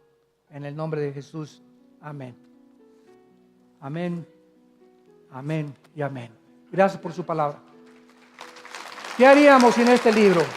Gracias, Señor, por este libro. ¿Qué haríamos sin este libro? De día y noche medita en este libro de la ley. Día y noche, día y noche, día y noche. Mientras más aferrado estés a las Escrituras, mejor te irá en la vida. Más paz, más seguridad, más esperanza tendrás. Pero si tú rechazas lo que Dios te dice, no le queda a Dios nada más decirte: haz tu voluntad. Las personas que esta mañana invitaron a Cristo a sus vidas, les damos las gracias, les bendecimos. Y adquieran una Biblia inmediatamente. Ya tenemos venta de Biblias también, o alguien que se las regale, o con los que te trajeron invitados. Y les pido que se pongan de pie para recibir la bendición pastoral.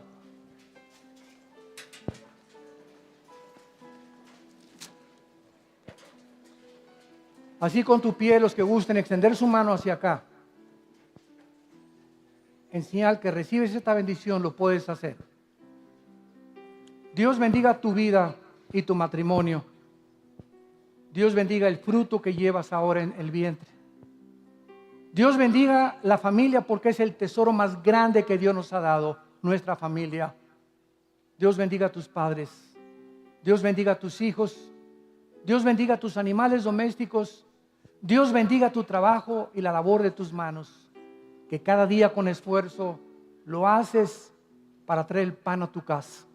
Que Dios te guarde cuando salgas en la calle de todo mal, para que regreses contento y gozoso, gozosa de tener la familia que Dios te ha dado, y que no es para siempre, porque siempre perderemos a alguien en la familia y no siempre estaremos juntos.